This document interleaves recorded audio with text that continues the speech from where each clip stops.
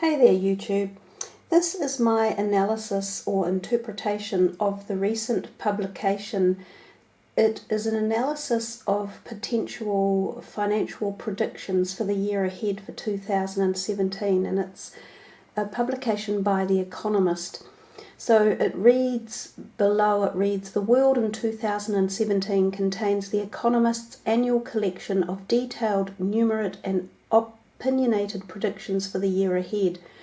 The world in 2017 features leading figures from politics, business, finance, science, technology and the arts, alongside prominent journalists from The Economist and other leading news publications.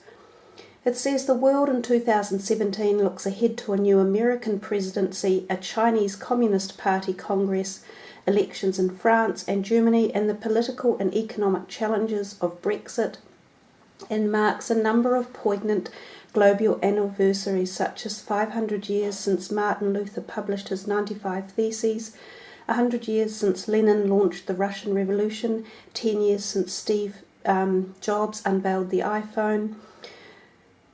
So there are a whole bunch of things that they're taking into consideration as well, and the head page or the cover for the magazine is the depiction you see there, and that is what we are going to look at analysing, because interestingly enough they chose to utilise the tarot deck, which is a very esoteric tool of divinational ability. So let's flick to a larger screen and look at the cards and analyse them. So there before you is an enlarged version of the 8 cards that they chose to illuminate or decorate their cover of their magazine about 2017's financial state. There are 21 major arcana cards in a tarot deck. They have chosen to use 8 cards, all of which are major arcana. There are 78 cards in a deck. So by choosing all major arcana, they are suggesting to us straight off that this year is poised to be extremely significant in one way or another. So out of the selection of major arcanas that they chose, I would consider most of them to be relatively heavy cards. The two that bode vaguely positively under normal circumstances are the Star and the Magician. The other ones have a fairly heavier connotation or feeling to them, although the third, more easier one to deal with would be the World. Now they chose to leave some of the highest and brightest and most positive cards out, such as the Sun, as we see here, Strength, the Chariot, the Empress, the Fool, the Lovers, the High Priestess, and although sometimes difficult to deal with, the Hanged Man gives us the feeling of illumination anyhow. So they have chosen a majority of quite intense major arcana cards to work with, and also in their particular depiction of them they have manipulated or altered every single one. They have fundamentally used as a basis the Rider-Waite deck, which is commonly known with that particular background and this type of diagrammatic depiction. That, for instance, is an example of the Magician. Every single card has been altered, and I think that is where we need to take our analysis and our interpretation of their meanings, as well as the possible meanings of the original cards. So we also are not entirely sure why they picked 8 when there are 12 months in a year. What is the significance of that? And are they suggesting that we start working from the Tower and work across, or do we work from the Tower and down in twos and across? So time-wise and month-wise, I'm unsure of the particular strategy or lineage. But with what we have, let's work with what we see in front of us and start with the Tower card. Now, the traditional Tower card for the Rider-Waite deck is as you see here. So its normal meanings and speculation are external disruption, unexpected events and revelation. The Tower card looks relatively similar with the lightning bolt coming through the top, the tower sort of shattering, built on unstable ground. The biggest changes we see in the card with the Tower are two groups of surging marches, each with a flag or a symbol above them. The one on the left appears to be the Russian hammer and sickle. The one on the right appears to be a biblical depiction of probably Christ on a cross. So does that appear to be some either disruption or disharmony between a large super global country and religious perspectives or beliefs? Or, because it's a little bit vague with that particular analogy, but they're certainly saying that there is disruption and there's a segregation, but these people have grouped together. They could also be suggesting that both of these groups are going to go through cataclysmic changes of some sort. There could be, even in a far strange analogy here, that Russia comes to the fore and becomes more united and more powerful, and that there could even be the coming of Christ one way or another with that depiction of the body of Christ on the cross. We move to the next card and we see the Judgment card working along the top row, and we see on it Donald Trump sitting atop the world globe. Here is the traditional Judgment card for you to look at. So they're quite different in depiction.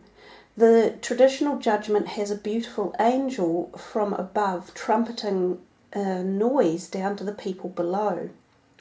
Judgment has always been about liberation, inner calling and transformation. It's about accounting for your past actions, revaluation, dropping off old values and embracing new ones, and accepting things the way they are. It's also about not blaming anything, and especially not yourself. So we look now at the new card there, Judgment, with Donald Trump sitting atop it, holding a self-imposed throne and a spectre of some sort. He's looking actually quite gentle, like his face is one of contemplation, as if he really is contemplating this new role that he has suddenly been placed into with some inner feeling or inner capacity, and he's looking further afield. I think he really likes being obviously the centre of attention, but I think as time moves on he will progressively understand the severity and the brevity of the job that he has uplifted or been voted into. He probably does have his best intentions at heart to try to do it from his perspective, and therein lies probably his biggest demeanour. Everything about Donald is the way he sees the world, and fundamentally that's how communism starts off, that's how it works. There can be very good principles at stake in the communist ideology, and socialism. They fundamentally work. Where they are flawed is when a leader gets in with power mania and egoism that allows the situation to be run from just the one perspective, not from a network of people coming in. Now, the next important thing to note there is the Judgment card is tilted to the left to the Tower card, and also on the far bottom right, the Star card hits the bottom of the Wheel of Fortune and tilts itself out into probably the next year, or into a background picture of seeming galactic energy. So those are also thoughts to consider. the fact that the Judgment with Donald Trump sitting on the top is tilted into the Tower suggests that he is more than likely one of the causes of the unexpected cataclysmic changes coming ahead. Now bear in mind that they're talking about this from the financial perspective. So does Trump trigger some sort of financial calamity? Or does he trigger this tying in of the Russian energies and the Christian energies together somehow?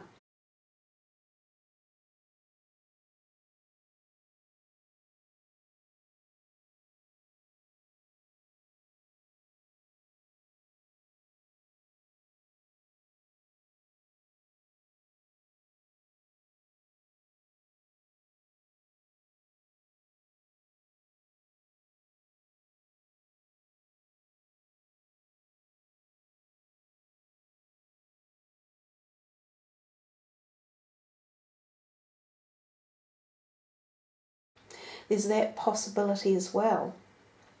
When you try to analyse a particular layout of cards, and especially when people have altered the literal figures and depictment on them, it becomes far more in depth and difficult to do so. And there are, I will admit, some particularly good analysts around, and some of them are probably making more in-depth analysis of this particular pattern than I am able to do, just because of their sheer experience in the world of symbolism and their connection to the knowledge that they have.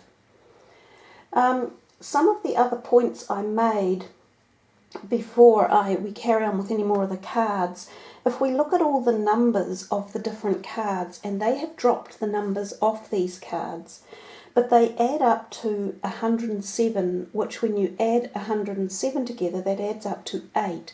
Now 8 actually is the prosperity number of finances.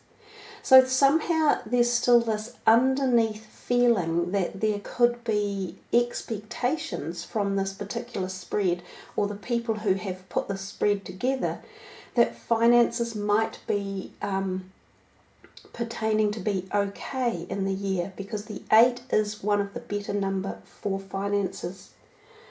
Now one of the other things to mention is the particular cards they have chosen are associated, I will mention them for you. The Magician is associated with the planet Mercury.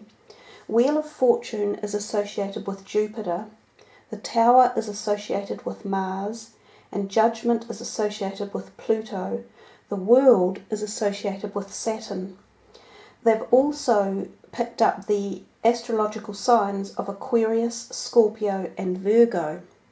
Now 2017, as it so happens, is the year of the Vestal Virgin as such. So there's the Virgo analysis and energy coming back in. And Virgo is very much about the Virgin energies and being grounded and having faith and classical energetic connections. The other thing that ties in quite a lot that came through when I started to look a little bit more was the Aquarian energy. We know that we're all tentatively moving into the world or the timeline of the age of Aquarius. Nobody knows specifically when these timelines cross over. So we are on the cusp of moving into the age of Aquarius. And the age of Aquarius is all about freedom and expansion. Now, it's about changing old paradigms and allowing walls to be broken down and going in new directions.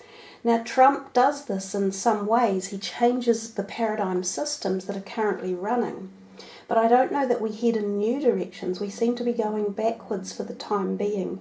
And sometimes that has to happen to allow a further growth to come forward. You have to sometimes be able to understand where you're coming from a place of negativity, to move yourself forward into positivity. So sometimes there's this saying, it is always the darkest before the dawn.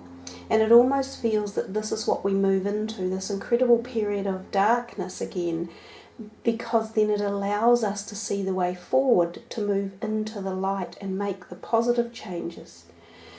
So we'll carry on with the analysis of the cards. There's a couple of other things that will come up as we move through them anyhow.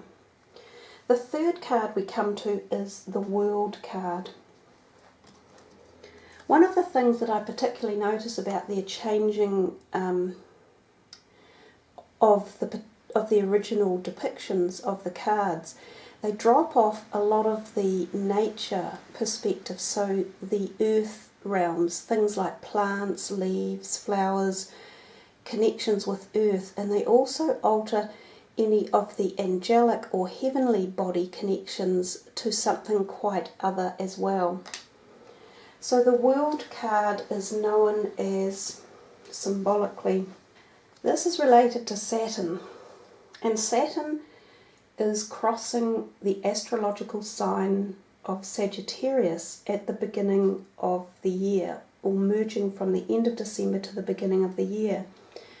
Saturn creates a little bit of arduous energy and hard work, and there's a particularly good astrologer online who works from the Vedic form of astrology, and she has recently put out a prediction for the upcoming Sagittarius-Saturn conjunction and alignment, and she talks about the fact that she believes there will be a share market crash, and the two previous share market crashes in the 1920s and the 1978, I think it was, or 87, they categorically teed up with this Saturn-Sagittarius alignment.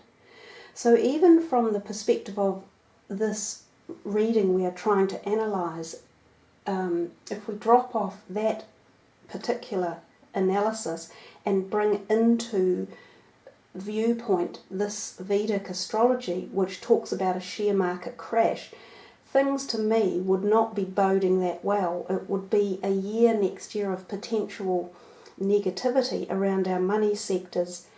Granted, now with modern technology, we will see anything that drops, it will rise quicker than it has done in the past, just because we're so more connected globally and we work on a degree of technology to a far greater level, so that in fact actually controls our lives a little bit.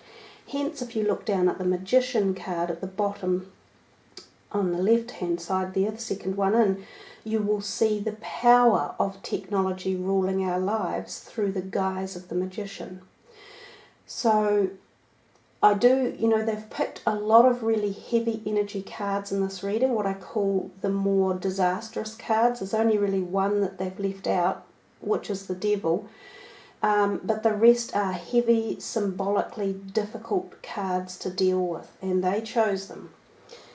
So coming back to the World, there is a huge degree of change in that card. It normally means completion, fulfillment, freedom, cosmic love, and freedom from fear. It's a reward for hard work and effort. It's time for celebration of the self and others. It's feeling the world is your oyster. It's travelling both physically and mentally, and it's accomplishment of what you set out to achieve. And oftentimes, and the involvement of Aquarians, Scorpio, Taurus, and Gemini. But in this picture you can see it's been clearly altered. Now, one of the most interesting parts of the alteration is the depiction of what appears to be the sun in the background, with its leading rays heading out towards what appears to be the globe, the earth, and that three buildings, a pyramid, perhaps an Illuminati symbolism, and the two buildings on the other side of representing ancient lore and knowledge, and perhaps going back in time to the first alignment with the Templars and cultism like that. And they are then aligned with golden threads to the three little pieces above, which are a painted picture in a frame, which appears again to be Earth, then this mask on the right hand side, and then a book folded over with a red cover on the left. So they're all linked. And then up by the sun, there is a framed picture of a woman and an open book. Now the picture on the left by the sun and the book, possibly I interpret as being maybe Mary Magdalene and the Bible. So again, we're getting more inference here of some sort of religious connotation. The sun can be perceived to be Jesus Christ, the Son, as a S-O-N, as opposed to the Son. The sun has always been depicted in that religious connotation. So there seems to be reference here to being awoken at a level beyond necessarily Trump, so more of a galactic level.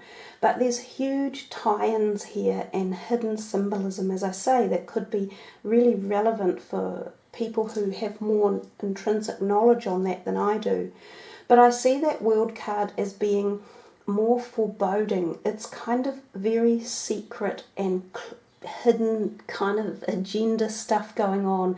The symbolism is deep and would take quite a long time to work through. I don't think it offers us completion, fulfillment, freedom and cosmic love. Some of them might say that energy or synergy connecting the sun down to all of these things would be cosmic love. The sun is known as the giver of love and life. So I see the bottom of the Judgment card also is tilted towards the world and connects it again. Another point to interpret. We come to the last card on the top right, and that is the Hermit. And again we see quite a dramatic change in the depiction of energies. That is the Hermit card there traditionally. It is just one man standing with a yellow staff and an illuminated light. He is on the top of a mountain, and he has taken the time to come to inner acknowledgement and enlightenment of spiritual matter concerning both himself and the greater cosmic world and people around him. He is known as a very benevolent giver of knowledge, but he has taken a hard road to get there, and it has taken him time and energy, and he has shut himself off to become a hermit. So in this picture we see the hermit up here, but rather he is clothed in red. Again, red is often tied into the communist energies or colours. He does hold a lantern that is illuminated, but we also see here an ecliptical moon and sun. We see stars in the background as well. There is a greater degree of mountainous ravine and people involved. There's marches again. So we see two cards on the top row with these people marching over here on the left, and this one, you know, hordes of relatively angry looking people. This one is about the TTP, the Trans-Pacific Partnership and the trade agreement, and they've gone stop and they've gone no. So they're suggesting that Trump will stop it. Is it a good thing or a bad thing? I think they're suggesting it's good because they're saying there is this illumination involved with it. I personally didn't want the TTP to come through. I'm not that happy with it. I don't think for New Zealand it was a particularly positive thing. I think Trump probably will stop it. But if we see down here, this final bit of symbolism to me looks like a picture of the front of the earth, or a piece of the earth. And it looks like possibly the northern hemisphere, and again we have this massive crack going through the middle of it. Does that suggest physical cracks, such as in a giant earthquake? Or does it just suggest the cracking of relationships and countries torn apart? You know, that there is this bridge that will not be not be able to be reconciled, and so that it divides everybody. That is the most likely trend there. But the other interesting thing here is the ecliptical moon. So we see in a lot of the cards that there are energies of moon, sun, comet, sun, moon or sun again. So they're talking really heavily in the background about planetary alignments for the year and galactical energies. So while we are at the hermit end, we're going to drop below and talk about the star, because the star card has been dramatically changed. This is a very, very positive, beautiful card. It's one of the better ones, and they did choose to use it, although they've put it right at the very end of the actual prediction, and it's tilted. Again, it tilts itself sort of up and out. Tilted cards will mean they will have an inference and a meaning that is probably slightly more negative than having them squared on. It means their energy is slightly askew and it's not aligning itself correctly or directly. The biggest change I see in the star, apart from the fact that water has been removed, we are not on planet Earth. This appears to be a foreign planet. Now, whether or not it's Saturn, Pluto, Mars is a possibility, because those planets, as I mentioned earlier, were referenced in the year anyhow. There's a comet in the middle of this card. Comets generally in the past, historically, in previous older civilizations, they were feared. They were revered and feared. Because they lit the skies, they created sort of turmoil, and they also create turmoil at the human level. Any celestial body that travels through our skies and alters the energetic flow of space around us, which is exactly what comets do, will have an effect on our own energetic resonance around the earth, and particularly on us as humans, and especially at the emotional levels and also the physical levels. So this star card, although traditionally it's a favourable one, I see this one as particularly menacing. And it's tilted, which is also a negative, and it's the last card in the reading, and it's heading back up, out, either suggesting it interferes with the rest of the year energy, or it's pertaining to take itself into 2018. So I looked up comets for the year, and there are a huge amount of comets coming. So we have most of them start in February, or there's a lot of them in February. Now February, we come back to Aquarius time again. So this is this whole cusp of hitting into the age of Aquarius. Is 2017 the tipping point for us to move into it?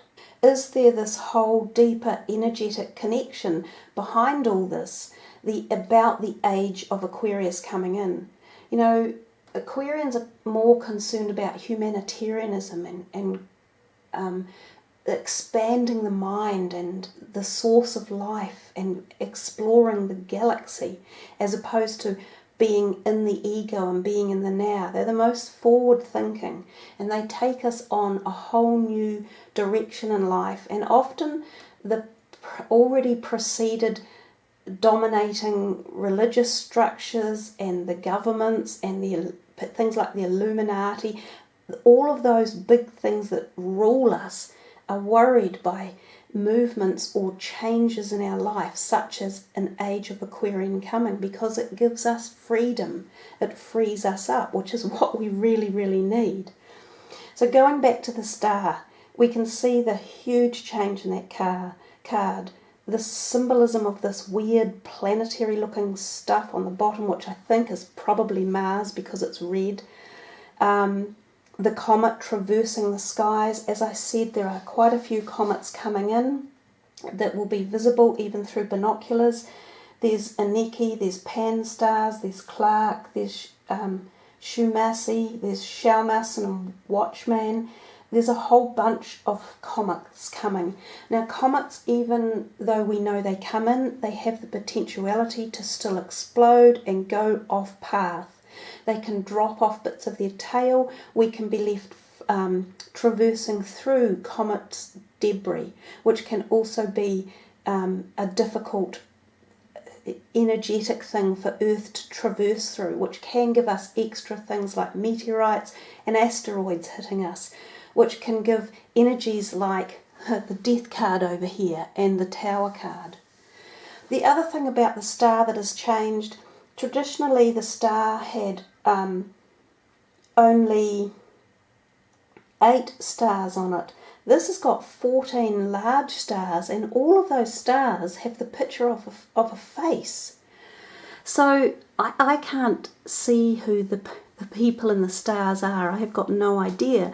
But it makes me think, are these the chosen people that Trump is going to pick for his team of political crew? It appears already to date he's picking people who are millionaires and billionaires, and he's just picked his, I think it is his secretary or something, who's very quite tightly aligned with Russia. Putin likes him and had awarded him a Russian medal some time ago. So we've got this whole weird analogy of the people that Trump is picking for his leadership team. You know, is it positive for the world or negative? We've yet to find out. The other thing too is in the background there are little white stars in the star card, and I think that does lend or bode itself to a little bit of positivity. There are 10 small ones. So 10 could be relevant either in terms of a month or in terms of a number to do with something. We'll work backwards there. We're going to the Wheel of Fortune. The Wheel of Fortune in this card is a strange looking one indeed, and traditionally this in the Rider-Waite deck is how the Wheel of Fortune card looks.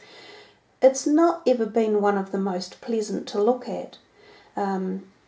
It has a huge degree of symbolism attached to it, and it's a card that suggests you are being very much steered by forces well beyond your own making, and that at this point in time, regardless of whether it is for good or bad, the world is turning and there is no stopping it.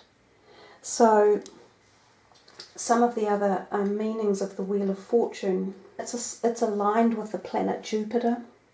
So again, when they've picked these cards and certain planets are, utilised with them, or their affinity with them, I wonder if these particular planets during the year are going to have some negative or positive effect. Jupiter generally has a positive effect on us when it's situated in the right manner. But the keywords for the Wheel of Fortune are inevitability, luck, timing, turning point, and destiny. And one of the key phrases of the Wheel of Fortune is, there is no certainty in life except uncertainty. So given that that's a key paraphrase for the card, that tells us that they believe there is this uncertainty coming. And I think given that the star is tapping the bottom of it like this, and the comet is heading in there, I have a feeling that the comet is definitely going to play a part in next year's energetic vibrations. Some of the other key phrases for the Wheel of Fortune are, each moment is a new beginning, the only constancy is change itself, synchronicity. So it's about luck and chance. We can have good fortune and bad fortune, and it can be up to us to make the choices. Now these people here spinning on this wheel are definitely completely bound and tied. There is no choice. So these people are stuck on a wheel, a spinning wheel, with no ability to get off or make changes. Again, we have the power of the lightning bolt coming in through here. We have seen it over here on the Tower card. That's quite heavy symbolism in itself. I've heard it referred to as Illuminati, the thunderbolt sign. So again, we're talking big conglomerates that rule us, that are running our lives. There's these two boxes down here which appear, political voting boxes with the crosses on them. One assumes this is tied in with the Brexit scenario. We think this could be, political leaders, perhaps Angela Merkel and the new female UK Prime Minister. I don't know who this male might be down here, but we're getting huge political upheaval in 2017, and it started with Trump coming in, and it will be a surge through and across the rest of the world, particularly through Europe. In New Zealand here, we have just had our own Prime Minister resign, which was a total shock to us all. He resigned on the 1st or 2nd of December, and he's gone already. And since his leaving, we've had many more members, well-established political in his party, people who have been doing the job for a long time, just bang, bang, bang, handing in their notice, all gone. So we're in for this huge change coming, and it's not just for America, it's at so many levels with so many political parties. So it's all about the negative vote coming in, the no, we're not going to vote for that, we're leaving this behind. And these leaders have been left tied and bound and unable to change it, and they're stuck in this bloody mire of hell, actually. And the moon in the background, or the sun, is again definitely tying things in. We come to the next card and we see the Magician. It's always been one of my all-time favourites, and especially when you look at this card, it is prosperous, it's benevolent, it's yellow, which is particularly good for intellectual processes and also embodies the energy of the sun.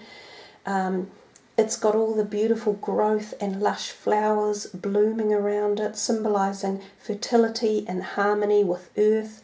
It has a feel of positivity and power, oneness, omnipresence, and opportunity. So it's particularly positive card.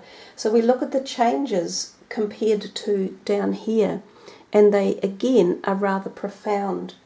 So in the new card, the Magician is blindfolded by technology using one of those 4D visionary devices that you can wear, and it's attached by a cord. One imagines the cord is coming down here to this 3D printing machine, and out there it is printing these conglomeratory looking factory-like boxes, which will be houses, one assumes, as if to say we are all in a 3D world. It's like any connection to source and freedom and our own ability to make the change and take the opportunities that the universe delivers us have been taken from us and are fraudulently deceiving us. So we're looking through the veil of not rose-coloured glasses, but technologically driven idiocy. It's as if we have no freedom anymore. There are no choices in this Magician card. He can only do one thing, and that's push that button, which is printing our future. So that card again is particularly revolting to me. It removes all freedom. It removes our ability to be free thinking, in particular humans. It's turning us into machines that are totally besotted with and driven by and ruled by technology. And if that's our future, then we are doomed for the last card on the left, which is the Death card. And Death, traditionally in the Rider-Waite, is not an ominously frightening card, but the word on the bottom is what frightens most people. If you look at the card itself, it's of it is of a skeleton, Death, riding a beautiful white horse with a rising sun in the far distance between two pillars or castles, towers rather. And beneath Death there is a bishop, and there is a woman and a child who are looking up to him and saying, Death, don't come to take us, and he doesn't. He's saying there are always new opportunities at every new dawn, and death is merely the symbolism of letting go of the old and especially old belief systems and old patterns in your life that no longer suit, and then moving into the sunlight at the back and crossing over past the two towers of that kind of represent everything in life, like yin and yang, male and female, night and dark, black and white. You move into the reality of the new sun, and so the sun is always powerful, but as I say in the reading behind, the sun has been altered to have a different reference or energetic connection. So moving to the death card there, death on the white horse in their reading, he doesn't hold a flag with a beautiful flower embellishment on it, but rather he holds the Grim Reaper's reaping tool, the axe, to actually take the lives. We see he travels on land that is dry and wasted and barren. The water, which there is a small pool at the very bottom with what appears to be a dead fish in it and dying grasses down here. In here we see a plentiful river with a boat in the background. We see grass and trees. So in this card and depiction of death, we still have life happening and prosperity and positive ventures to go forth with.